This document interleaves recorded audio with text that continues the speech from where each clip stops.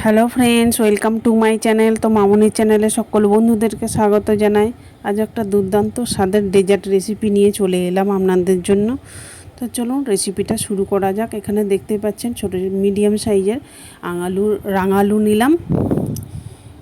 রাঙালুগুলো ভালোভাবে ধুয়ে পরিষ্কার করে সিদ্ধ করে নিলাম। এরপর খোসা ছাড়িয়ে দেখুন হাতের সাহায্যে বেশ ম্যাশ করে নিচ্ছি। এরপর এর মধ্যে দিয়ে দিলাম সুজি 2-3 চামচ হবে, সামান্য বেকিং সোডা আর গুঁড়ো দুধ দিয়ে দিলাম। এরপর এই গুঁড়ো দুধ প্রায় 1.5 চামচ মতো দিলাম। এরপর এই উপকরণগুলো হাতের সাহায্যে বেশ ভালোভাবে মাখিয়ে নেব। তো যে যেখান থেকে বসে দেখছেন আমার ভিডিওটা, দেশ ও দেশের বাইরে থেকে, একটা লাইক দিয়ে প্রথম থেকে শেষ পর্যন্ত দেখার অনুরোধ রইল।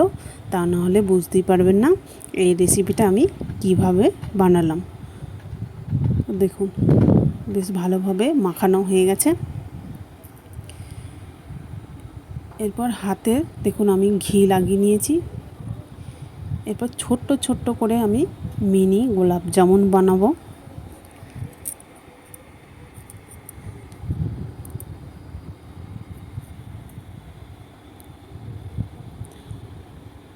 তো দেখুন ছোট ছোট করে আমি সবগুলোই আগে বানিয়ে নিয়েছি। এরপর হাতে রেখে দেখুন দুটো একসাথে নিয়ে গোল গোল করে পাকিয়ে নিচ্ছি। সবই একই সাইজের আছে।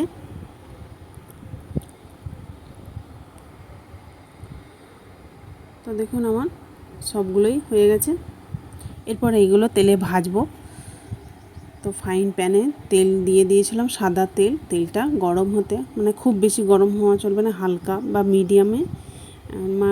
মিডিয়ামেতে রেখে এগুলোকে ছেড়ে দিতে হবে।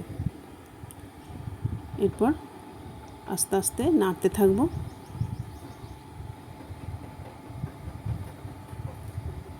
দেখুন আমার কিন্তু একটাও ভেঙে যায়নি, সবগুলোই কিন্তু গোটাই আছে। এরপর আস্তে আস্তে আঁচটা আমি বাড়াতে থাকবো। খুব বেশি বাড়ালে কিন্তু হবে না, উপরে কিন্তু খড়ে যাবে, ভিতরে কাঁচা থেকে যাবে। একদম লো টু মিডিয়াম আঁচে রেখে কিন্তু এগুলো ভাজতে হবে। দেখুন কালারটা কত সুন্দর এসেছে। তো আমি গোলাপ জামুন বানাবো, তো আরও একটু কালারটা গাঢ় হলে বেশ দেখতে ভালো লাগবে। দেখুন আগের থেকে কালারটা আরও ডিপলি হয়ে গেছে।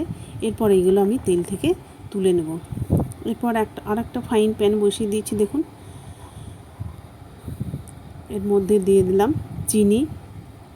যে বাটির মাপে চিনি নিয়েছি সেই বাটির মাপেই আমি জল দিয়ে দিলাম। দুটো এলাচ দিয়ে দিলাম সুন্দর ফ্লেভারের জন্য।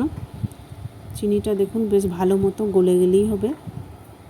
খুব মোটা থাকলে কিন্তু চিনির রসটা মোটা হয়ে গেলে মিষ্টির মধ্যে অ্যাবজর্ব করবে না। রসটা পাতলায় রাখতে হবে। এরপর দেখুন যে গোলাপ জামুনগুলো ভেজেছিলাম সেগুলো রসের মধ্যে দিয়ে 5 মিনিট ফুটিয়ে ঢাকা দিয়ে আমি রেখে দেব।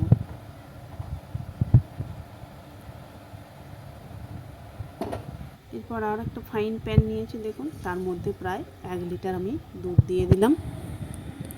এখানে আমি গরুর দুধ নিয়েছি। কাস্টার্ড পাউডার দিয়ে দিলাম 2 চামচ। দেখুন কালারটা কত সুন্দর এসেছে। এখানে আমি মিজরি 2 চামচ দিলাম। তো মিজরির পরিবর্তে আপনারা চাইলে চিনিও দিতে পারেন। এরপরে গুঁড়ো দুধ 2-3 চামচ নিয়েছি। এটা গরম দুধ দিয়ে দেখুন আগে গুলে নিচ্ছি, তা না হলে কিন্তু গরম দুধের মধ্যে দিয়ে দিলে সব দলা হয়ে ভাসতে থাকবে।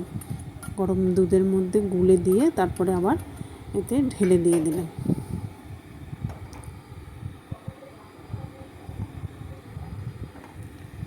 তো বাড়িতে আপনারা অবশ্যই একবার হলেও বানিয়ে দেখবেন, কেমন হলো কমেন্ট করে কিন্তু জানাতে ভুলবেন না।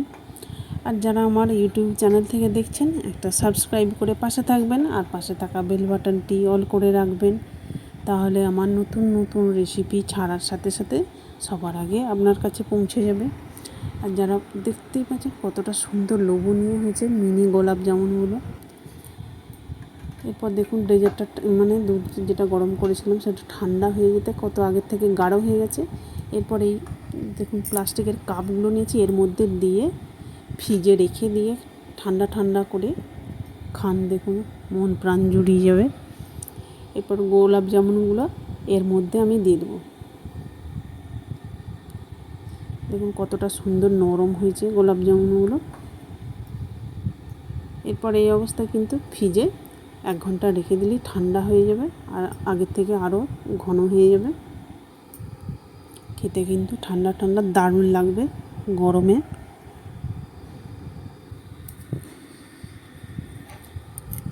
দেখুন দেখতে কতটা লোভনীয় হয়েছে, অবশ্যই একবার হলেও ট্রাই করে দেখবেন। দুর্দান্ত লেগেছিল। ভিডিওটা শেষ পর্যন্ত দেখার জন্য অসংখ্য ধন্যবাদ।